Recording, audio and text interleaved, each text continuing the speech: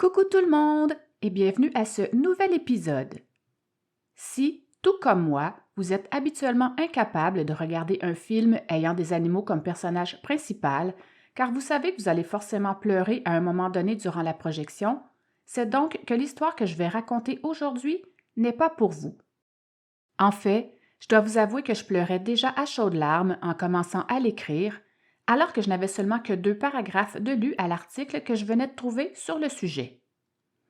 Cette mésaventure québécoise fera par la suite le tour du monde et alimentera même les rubriques insolites jusqu'au fin fond de l'Afrique. Oui, oui. Cette histoire pourrait assurément devenir un scénario de film tellement elle est unique et importante à connaître. Mon nom est Nini la Terreur et je suis impatiente de vous raconter cette nouvelle histoire. Vous êtes prêts? C'est parti. Il était une fois l'histoire de Marco et Rocky Lavoie. Cet épisode parlera principalement de Marco Lavoie, un homme de 44 ans qui va réussir à survivre durant 86 jours, donc presque 3 mois, dans une forêt sauvage du nord du Québec. Blessé, affamé et à l'article de la mort, il a alors dû faire un choix extrêmement difficile, dont je vous parlerai bien sûr plus loin dans l'histoire. Voici donc le récit d'un homme dont la vie fut bouleversée à tout jamais. L'histoire débute environ 3 ans avant les faits, alors que Marco Lavoie commence tranquillement ses préparatifs pour une longue expédition de canot qu'il rêve de faire depuis longtemps. Il faut quand même savoir que Marco n'en était pas du tout à sa première longue expédition. Son expérience en pleine nature était tout de même assez solide. En tant que randonneur expérimenté, Marco a très souvent passé des semaines seul en pleine nature. Cependant, la rivière Nottaoué, où il prévoyait cette fois aller, est tout de même considérée comme très dangereuse, même pour les amateurs de plein air les plus robustes. Pour cette fois-ci, Marco comptait partir pour au moins 2 mois en solitaire et descendre à son rythme les 230 km que faisait cette rivière, au nord de Matagami, et ce jusqu'à la baie James. Quand même. Marco avait envie de liberté, mais également de solitude, question de fuir la foule et d'oublier un peu tout le reste. En fait, Marco n'était pas tout à fait seul, car il comptait alors voyager avec son plus fidèle ami Rocky, son berger allemand adoré, qu'il possédait depuis déjà quelques années. Ce sera le 17 juillet 2013, le grand jour de leur départ, que Marco mettra enfin son canot à l'eau. Leurs 3 premiers jours se passeront à merveille. Marco y verra des paysages à couper le souffle, sans bien sûr oublier la présence de ce calme si bénéfique dont il avait tant besoin. Cependant, les choses n'en resteront malheureusement pas là. En fait, elles commenceront à se détériorer avec l'arrivée impromptue d'un ours qui viendra alors attaquer leur campement. L'animal va vite déguerpir, mais en emportant malheureusement avec lui leur baril de provisions. Mais ce n'est pas tout. Cet ours endommagera également leur embarcation ainsi qu'une partie de leur équipement, ce qui expliquera en fait pourquoi, par la suite, ils finiront par se perdre. Ils se retrouvaient donc tous les deux sans rien à manger, à des dizaines de kilomètres de toute présence humaine et hors de portée de tout réseau de téléphonie cellulaire. Cependant, Marco ne s'est toutefois pas inquiété de ça.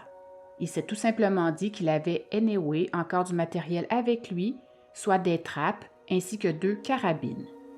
Il pourra alors chasser leur repas. Malgré cette embûche, il va tout de même décider de continuer sa route du mieux qu'il peut. Comme un malheur n'arrive jamais seul, c'est quelque temps plus tard qu'il va alors se blesser à une cheville. Pas de chance. Comme les rapides sont très violentes sur cette rivière et que le portage de ses vivres était assez difficile à manier sur ces berges escarpées et surtout blessé, Marco décidera de s'arrêter à cet endroit pour au moins 1 mois, le temps que sa blessure à la cheville guérisse. Il lui était de toute façon impossible de faire autrement. Fort de sa longue expérience, Marco ne paniquait toujours pas, convaincu qu'il pourrait bientôt reprendre sa route, jusqu'à ce qu'un nouveau malheur arrive. En effet, Marco fera alors une mauvaise chute et se brisera cette fois le coccyx. Oh! À cet instant précis, c'était fini pour lui. Il ne pouvait plus du tout bouger. Plus question d'avancer, encore une fois. En fait, Dès qu'il tentait d'enjamber quelque chose, une douleur extrêmement douloureuse le faisait se plier en deux, à la limite même du supportable. Mais douleur ou pas, il fallait tout de même qu'il mange. Il fouillera alors aux alentours de son campement d'appoint et mangera ensuite ce qu'il y trouvera pour lui et Rocky, tels que champignons, lichens, écureuils et perdrix. Cependant, Marco ne trouvait malheureusement pas assez de nourriture pour compenser l'énergie qu'il dépensait alors pour la chercher. Ça ne marchait visiblement pas, et plus les jours passaient, plus Marco se voyait clairement dépérir. Comble de malheur, il ne lui restait à ce moment-là plus aucune allumette. Donc, plus de feu pour les réchauffer, et pire encore, plus de feu pour dégeler ses bottes qui étaient complètement glacées. Plus rien n'allait pour eux. La chance n'était malheureusement pas de la partie. Marco a alors dû passer en mode survie. Il était en fait complètement obsédé par une seule et même idée, soit celle de limiter au maximum sa dépense d'énergie. C'était vivre ou mourir. Pour chaque décision qu'il prenait, c'était sa vie et celle de son fidèle compagnon qui étaient en jeu. Il est important de savoir que rendu ici dans son excursion, Marco avait déjà perdu 37 kilos, donc 81 livres, soit presque la moitié de son poids initial, et n'avait donc plus maintenant que la peau sur les os. Vu la désastreuse situation qu'il vivait alors, il s'est forcément mis à réfléchir à la mort. Ses pensées l'amenaient principalement vers ses deux enfants de 22 et 24 ans. Il réfléchissait entre autres à tout ce qu'il allait perdre et surtout au fait qu'il ne reverrait plus jamais ses petits-enfants. Il s'est même dit que d'être ainsi affamé était moins souffrant que d'avoir ce genre de pensée. Malgré tout, le fait de se rappeler les bons moments passés avec sa famille lui faisait tout de même tenir le coup. Tant mieux. Marco dira même qu'il avait hâte que la nuit arrive pour pouvoir enfin partir dans ses pensées et rêver qu'il était autour d'une table bien remplie en compagnie de ses enfants. Cependant, lorsqu'il ouvrait les yeux le lendemain matin, toujours dans l'attente, il trouvait alors le réveil extrêmement brutal. Le drame. À ce moment-ci de son expédition, Marco était plus que préoccupé. En fait, il était très inquiet à propos de Rocky. En réalité, ce qui le chagrinait le plus était que son meilleur ami, son ami fidèle, n'allait pas bien du tout. Pauvre Rocky. En effet, certains soirs dans la tente, Rocky faisait de terribles crises de panique. Il se raidissait, cherchant son souffle, les yeux complètement exorbités. Dans ces moments-là, Marco le serrait très fort dans ses bras et le caressait tout doucement pour essayer de le calmer. Après tout, c'était son berger allemand et de loin son meilleur ami. Ils étaient seuls au monde, perdus depuis maintenant 2 mois dans cette contrée sauvage du nord du Québec, avec parfois même des températures avoisinant le point de congélation. L'expédition avait complètement tourné au désastre et ils étaient tous les deux affamés et complètement frigorifiés. Ce qui tenait maintenant Marco en vie était l'espoir. Il savait qu'un de ses amis était au courant de la date approximative de son retour. Il se disait donc que lorsque cette date sera passée, son ami s'inquiétera et préviendra ensuite les autorités pour qu'ils se mettent enfin à sa recherche. Croisons les doigts. Cependant, plus le temps passait, plus les crises de Rocky étaient fréquentes et surtout de plus en plus inquiétantes. Marco en avait pitié. Il réussissait maintenant à peine à le calmer. C'est lorsqu'il n'a plus eu la force de le nourrir qu'il s'est dit que tant qu'à le laisser souffrir ainsi, aussi bien abréger ses souffrances. Marco prendra donc son courage à 2 mains et tuera alors Rocky d'un coup de carabine.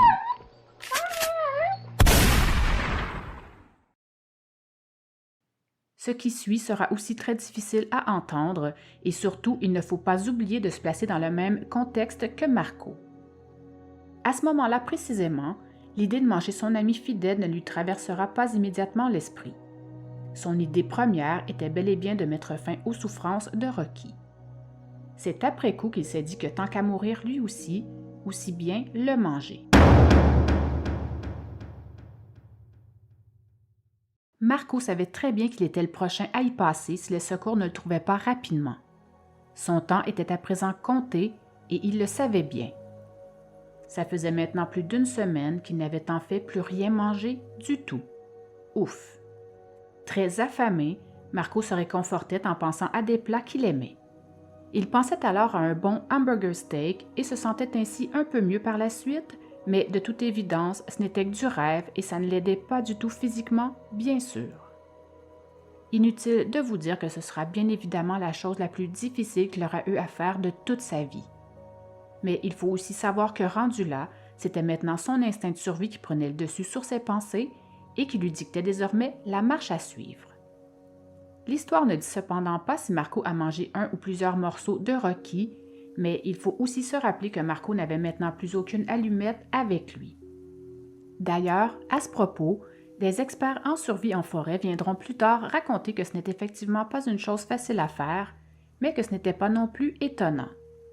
André-François Bourbeau, fondateur du laboratoire d'expertise et de recherche en plein air à l'Université du Québec à Chicoutimi, dira, et je le cite, « Quand ton corps en est rendu à manger ses propres protéines, que tu vois tes muscles dépérir parce que tu les manges par en dedans, tu peux manger n'importe quoi.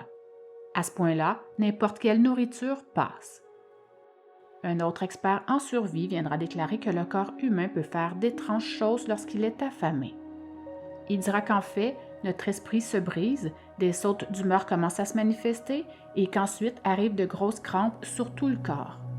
Finalement, notre corps commence ensuite à se cannibaliser, c'est-à-dire qu'il se mettra alors à ronger la graisse qui se trouve dans nos organes, puis dans nos muscles.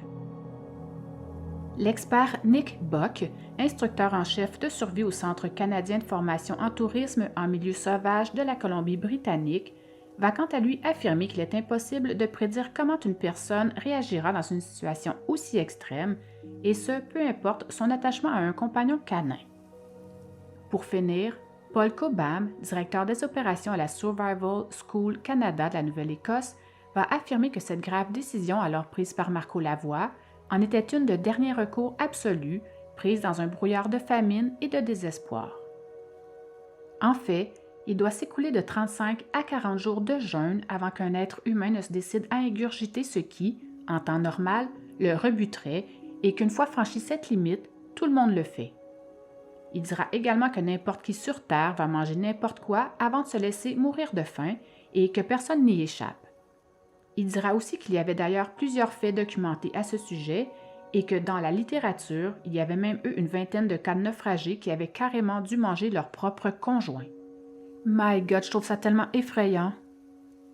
En fait, l'histoire canadienne est malheureusement remplie d'histoires d'hommes de plein air désespérés qui ont brisé ce même lien homme-chien.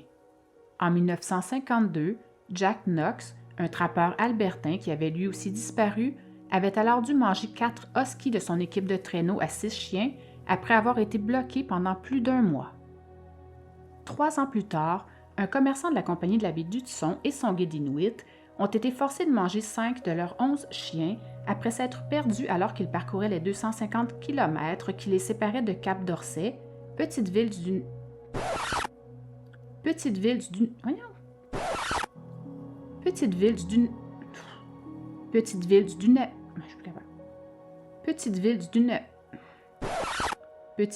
Nunavut située sur l'île d'Orsay de l'archipel arctique canadien. Malgré la décision plus que déchirante que Marco a dû prendre cette journée-là, un autre expert estimera qu'il avait alors pris une décision rationnelle, la seule possible. Il dira bien sûr lui aussi être conscient que c'était certainement l'une des pires décisions qu'il ait eu à prendre de toute sa vie. Un drame épouvantable qu'on n'a bien sûr pas le droit de juger, ni le droit de monter sur nos grands chevaux parce que dans la vie de tous les jours, ce serait considéré comme une pratique inacceptable. Ce qui arrivait alors à Marco était bien évidemment plus qu'exceptionnel. Alors qu'il n'en avait malheureusement plus pour très longtemps à vivre, quelques jours à peine en fait, et avec un début d'hypothermie, Marco sera enfin retrouvé.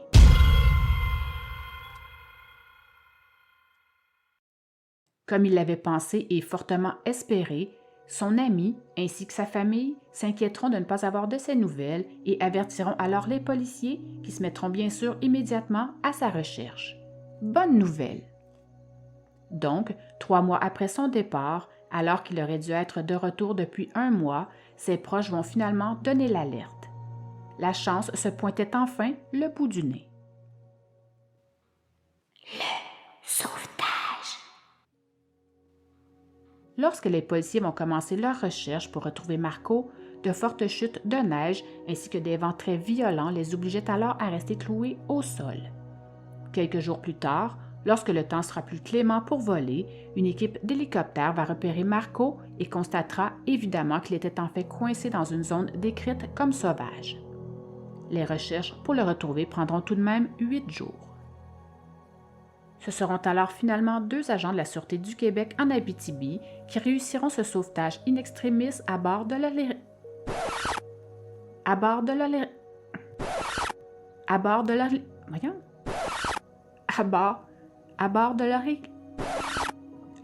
leur hélicoptère.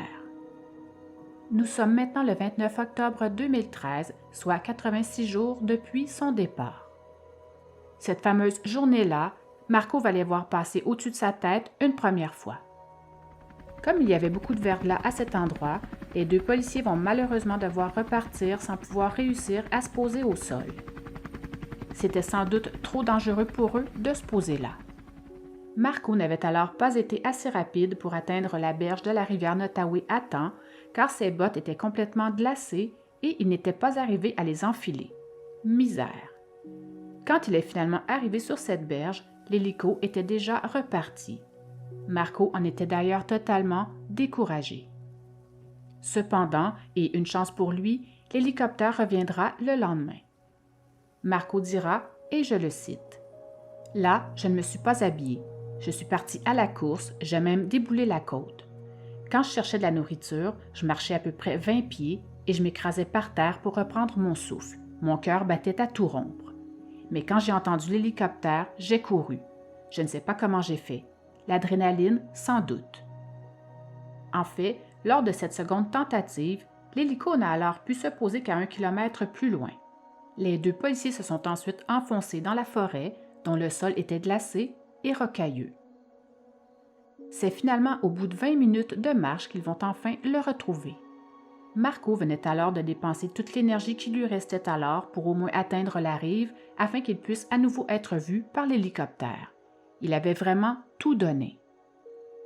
Ce que verront tout d'abord les policiers en l'apercevant devant eux était un homme complètement amaigri, en état d'hypothermie et en état de grave déshydratation.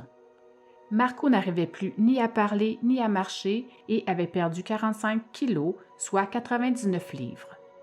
Il hallucinait et boitait, pieds nus dans les 3 pieds de neige qu'il y avait alors au sol. En fait, Marco était si faible qu'un des 2 agents devra le porter sur son dos jusqu'à l'hélicoptère. Un voyage qui d'ailleurs, en raison de la neige accumulée et du terrain accidenté sous leurs pieds, leur prendra beaucoup plus de temps à effectuer pour leur retour. Plus tard cette journée-là, certains policiers diront alors que, selon eux, cet homme serait mort quelques heures plus tard s'il n'avait pas été secouru. Il était en fait trop faible pour manger ou boire de l'eau et même trop faible pour recevoir également des liquides par voie intraveineuse. Un autre dira que s'il avait passé 1 jour ou 2 de plus dans ces éléments, il serait assurément mort de faim. Tout là-haut, dans le bouclier canadien, il n'y a pas beaucoup de vie végétale pour vivre, alors il est clair pour eux que Marco était lentement et douloureusement en train de mourir quand ils l'ont trouvé.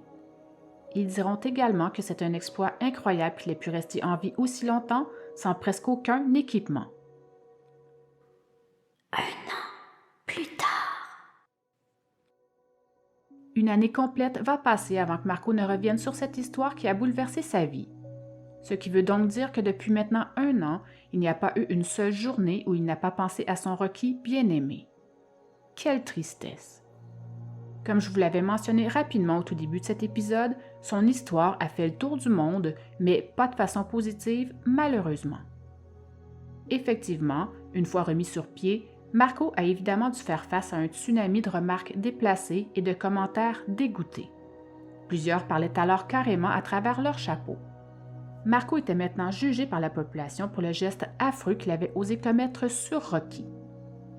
Quelques éloges discrets sont bien sûr venus de la part de certains experts canadiens en survie, même si les amoureux des chiens du monde entier l'ont qualifié, eux, de paria sans cœur. Dans les différentes chroniques et lignes ouvertes parlant de ce sujet en particulier, on pouvait y entendre des commentaires du genre « Ils doivent euthanasier ce gars pour avoir mangé son chien » ou bien « Je préférerais manger mes propres membres que mes chiens ».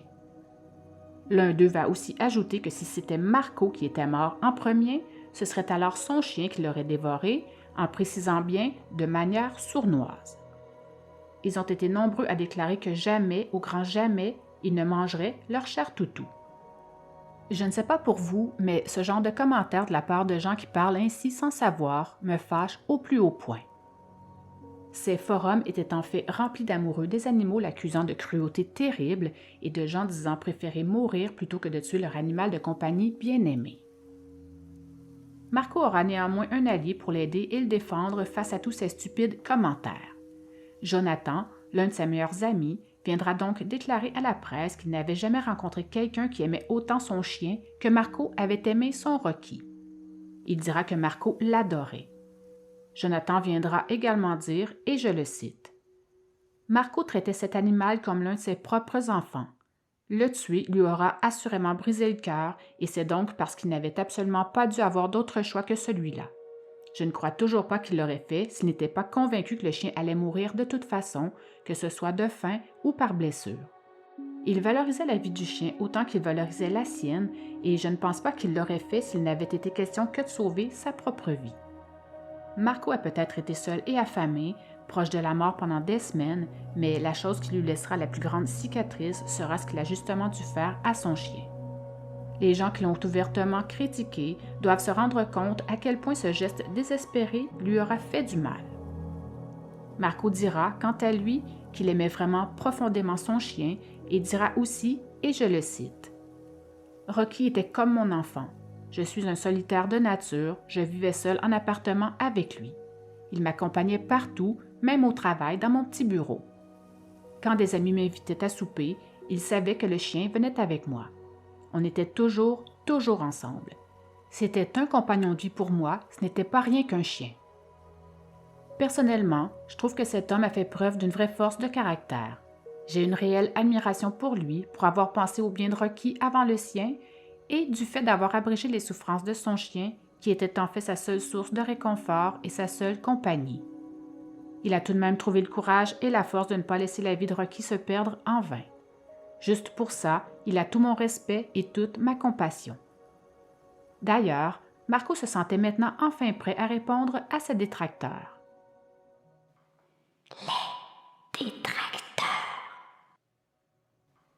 Lorsqu'il commencera à éplucher minutieusement tous les commentaires acerbes des internautes à propos de son histoire, ça va solidement lui rentrer dedans. Il dira d'ailleurs, et je le cite encore une fois, « Ça m'a perturbé parce que les gens critiquent sans savoir ce qu'ils disent. Ils sont assis dans leur salon, le frigidaire plein. Moi, j'étais en mode survie pendant 86 jours, sans nourriture, à me débrouiller. Je n'avais pas beaucoup d'options. » Il dira aussi en vouloir aux journalistes car certains auront eux aussi déformé, amplifié ou carrément inventé des bouts de son histoire.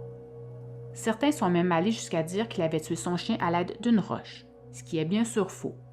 Ils ont aussi dit qu'il l'avait tué après seulement 3 jours à la suite de l'attaque de l'ours, ce qui est bien sûr également faux. En fait, Marco a dû mettre fin au jour de Rocky après plus de 60 jours parce qu'il n'était alors plus assez fort pour le nourrir. Lors de mes recherches, je suis bien sûr tombée sur des articles écrits par certains journalistes qui avaient alors mentionné que Marco aurait effectivement tué son chien à l'aide d'une roche. Il s'agissait entre autres d'un journal montréalais, pour ne pas le nommer, ainsi que de plusieurs autres journaux, mais du côté anglophone surtout. Ces mêmes articles bidons avaient aussi été repris par plusieurs autres. Cette désinformation se multipliait en grand nombre, malheureusement. Comme il est parfois difficile de s'y retrouver entre le vrai et le faux, je vais vous raconter ici ce que j'y ai également lu dans ces mêmes articles de presse. Il peut bien sûr aussi y avoir un peu de vrai dans certaines parties de ces journaux, mais il faut tout de même prendre ces informations avec des pincettes. Il fut entre autres écrit que ce serait en fait Rocky qui aurait effrayé l'ours le jour de l'attaque, sauvant ainsi la vie de son maître, ce qui pourrait effectivement être plausible. Certains autres journaux ont aussi raconté que Marco se prenait régulièrement en photo pour savoir ce qu'il avait l'air.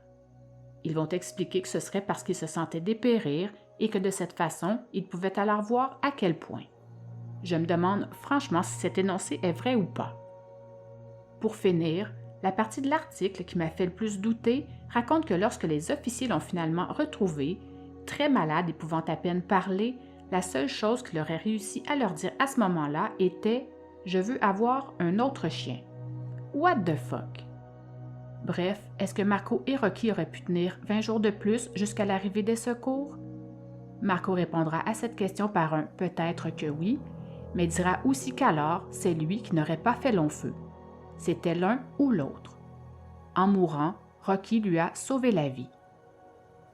D'ailleurs, en parlant de sauvetage, il est tout de même intéressant de noter que les 2 policiers qui ont secouru Marco cette journée-là ont plus tard été honorés pour ce geste héroïque. Effectivement, Valérie Caron ainsi que Alexandre Cotte ont pu recevoir un cristal des prix policiers du Québec. Bravo! Pour les plus curieux d'entre vous, sachez que le Gala des prix policiers du Québec a été créé en 1999 par des policiers et policières ayant à cœur la profession qu'exercent quelques 15 000 de leurs confrères et consoeurs, tant au niveau fédéral, provincial que municipal, œuvrant bien sûr au Québec. Leurs efforts sont soulignés lors d'un gala par la remise officielle d'un cristal intitulé « Héros de l'ombre ». Les nommés sont alors choisis parmi plusieurs candidats soumis par leurs pairs et sont ensuite invités au Gala des prix policiers du Québec. D'ailleurs, durant les 10 dernières années, plus de 250 récipiendaires ont déjà été honorés. Inutile de vous dire que les retrouvailles entre ces 2 policiers chevronnés et Marco ont été des plus émouvantes. Après tout, ce sauvetage in extremis lui a sans aucun doute sauvé la vie. La conclusion. Marco n'est bien sûr pas revenu de cette expédition sans séquelles. À ce jour, il souffre encore beaucoup physiquement. Les 86 jours en enfer qu'il a vécu l'ont bien hypothéqué niveau santé, lui qui avait pourtant toujours eu une santé de fer. D'ailleurs, son corps n'a pas tenu le coup. Un peu plus d'1 mois après son sauvetage, son cœur a cessé de battre. Au bout de 2 minutes, des médecins ont réussi à le réanimer, mais depuis ce temps, ses fâcheux ennuis de santé l'ont empêché de reprendre son travail. Avec du recul, Marco Lavoie dit ne rien regretter de son geste. S'il le faisait, ce serait regretter d'être encore en vie. Il est bien sûr triste, immensément triste. Il dit ne pas avoir encore fait son deuil de Rocky, et je le comprends parfaitement. Il dira d'ailleurs ceci. Tout me fait penser à lui. Un écureuil parce que les écureuils le rendaient fou. Un chien qui sort la tête d'une voiture, la première neige qui vient de tomber parce qu'il adorait jouer dans la neige. C'est comme si j'avais perdu un enfant. Je pense au plaisir qu'on aurait eu ensemble, mais qu'on n'aura jamais plus. Un jour, je vais le remplacer, mais la barre est haute. Pour moi, Rocky était beaucoup plus qu'un chien. Comme Marco a perdu tout son équipement lors de cette désastreuse expédition, il ne peut pour l'instant que rêver de retourner en forêt. Cependant, il sait déjà qu'un jour, il retournera sur cette fameuse rivière Nottaoué, entre autres pour finir ce qu'il avait commencé et parce que, malgré sa mésaventure, c'est dans le bois que Marco se sent le mieux. C'est là qu'il se sent vivre. D'ailleurs, à ce propos, il dira « J'aime trop ça, je suis vraiment bien quand je pars. C'est un immense sentiment de liberté. » Voilà, j'espère que cet épisode vous a plu. Si vous aimez le genre d'histoire que je vous raconte, n'hésitez surtout pas à aller me mettre 5 étoiles et à parler de mon podcast. Cela me ferait non seulement très plaisir, mais ça m'aiderait aussi grandement à me faire connaître davantage.